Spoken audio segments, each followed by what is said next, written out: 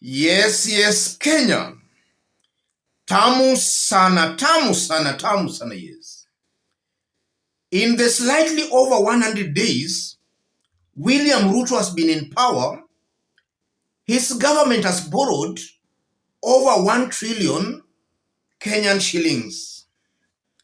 And for those asking what 1 trillion Kenyan shilling can do, 1 trillion Kenyan shillings can build over 30 Thika superhighway. The cost of building Thika superhighway was about 32 billion Kenyan shillings. So 1 trillion can build over 30 Thika superhighway. William Ruto's government has borrowed over 1 trillion Kenyan shillings. The interesting bit about it is that we are not seeing William Ruto's government launching or initiating serious projects. We have so far not seen any. And at the same time, Ruto's government is doing away with the subsidies. Ruto's government has already done away with the cash transfers that were being disbursed to the less fortunate, the elderly, and those with disabilities. Ruto's government is increasing school fee. My son is joining Form 3 in a public secondary school. Public secondary school. School fee for term 1 is about 40,000 Kenya shillings. That's a public secondary school. If keenly you look at the fee structure, you'll notice an increment of about 8,000 to over 10,000 Kenyan shillings. So school fee has gone up, no subsidies. We have seen some cash transfers being done away with. Kazi Mtani has been done away with. And at the same time, Ruto's government is seriously borrowing money. Where is the money going to? In this video, I want us to dig deep into this story for Kenyans to know exactly what is going on in William Ruto's government. If you are watching us for the very first time, subscribe, give this video a like. Yes, it's very clear that Ruto's government is getting almost everything wrong.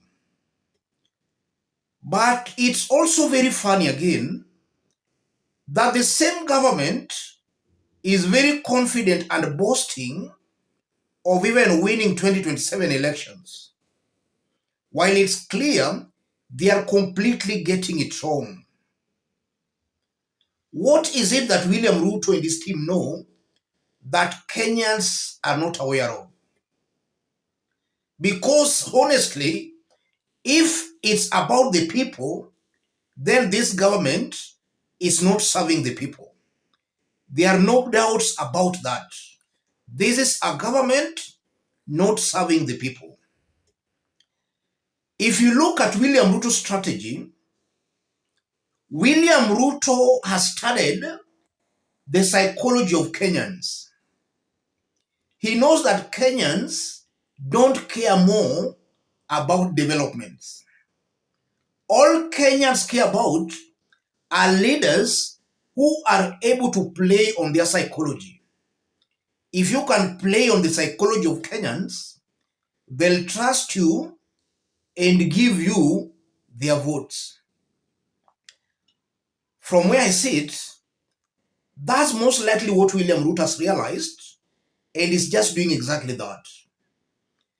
If you look in the 100 days William Ruto has been in power, he has done exceptionally well in rewarding the political class while not caring about the so-called Mama Mboga boda boda.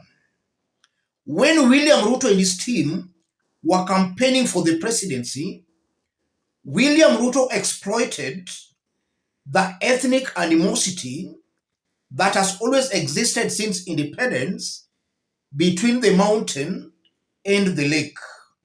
William Ruto really exploited that. And that's why he was constantly reminding the mountain, wale watu wa kurusha mawe, wale watu wa kung'oa reli.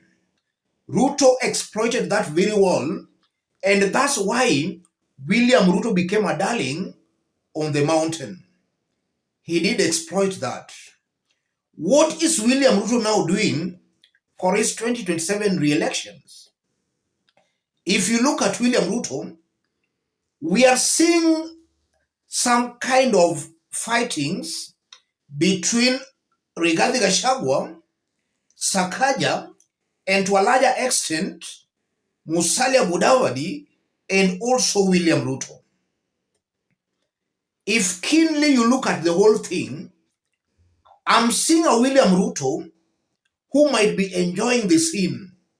He might be liking exactly what is currently happening, because he knows that as Rigathi and his men attacks Johnson Sakaja, and to a larger extension attacking Musalia Mudavadi, should that persist, then the mountain and the Mulembe nation will be sworn political enemies, because we have seen that in the past. These wars are always started by the political class, and then it penetrates to the people. Ruto knows for a fact that if the war between Rigathi and his men against Sakaja and against Musalia Mudavadi, if the war persists, then these two regions are going to become sworn political enemies. And naturally, the enemy to your enemy becomes your friend. So as the Mulembe will be hating the mountain, the Mulembe might see William Ruto as a friend. And that is so because William Ruto has already factored a high possibility or a scenario where Rigathi Gachagua can rebel against him even before 2027.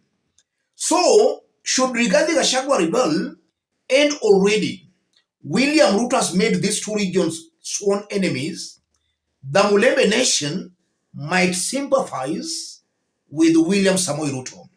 They can see William Ruto as a friend. So should the mountain walk away, William Ruto is thinking of replacing the mountain with the Mulembe vote. But even with the mountain, he is doing what we call divide and rule. In that, should Rigathi Gachagua walk away, it might be a split walk away.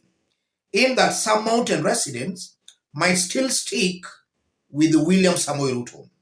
And I'm saying that because if you look at William Ruto yesterday, he was with Johnson Sakaja and Alice Wahome. And also if you look at some mountain leaders, such as Kimani Chungwa, Ndindi Nyoro, these are leaders who I personally believe that even if Rigathi Gachagua was to walk away, they might stick with William Samoei Ruto. So at the end of it, the mountain might split. William Ruto shall have achieved his intended mission and purpose of splitting the mountain and bringing in the Mulembe vote. That's exactly what I'm seeing here. So I personally believe that all these political games being played by William Ruto and his team are not beneficial to Kenyans. Kenyans should demand development from their leaders. It does not matter how smart a leader is in trying to manage his political strategy. That's not helpful to Kenyans. What Kenyans should be demanding of their leaders, irrespective of where you come from, whether you come from the mountain or from the lake, from the Mulembe nation or from the coast, Kenyans should demand service delivery from these leaders, not leaders actually inciting hate. Then they go back to Kenyans for votes. That's not important. And Kenyans should not be pressing these kind of types of leaders. Because I've also been seeing some Kenyans saying that this leader is very smart. That's nonsense. The smartness of a leader should be in terms of service delivery. What is he doing to the people? Not on how a leader is smart in maybe shortchanging or maybe managing his political affairs for his own selfish gains. That's not important. And again, it's also very interesting because Asset Recovery Authority, the body that took Rigathi Gachagua to court, and the courts agreed with him and ordered Rigathi Gachagua to forfeit about 200 million Kenya shillings to the state. Asset Recovery has made a U-turn, and they are now saying the money is genuinely Rigathi Gachagua's money. They took him to court. The courts agreed with him, agreed with Asset Recovery. Now Asset Recovery has made a U-turn. They now want the money to be returned to Rigathi Gachagua. These are the political games that are not beneficial to Kenyans. Kenyans should reject and resist these kinds of political conmanship. In our next analysis, we are going to dwell more on the asset recovery. Let me stop it there for now. If you want to support our channel, I've pinned my number on the comment section. Contact me through the number, or feel free to channel your support to the number. Let's meet in our next analysis. Thank you.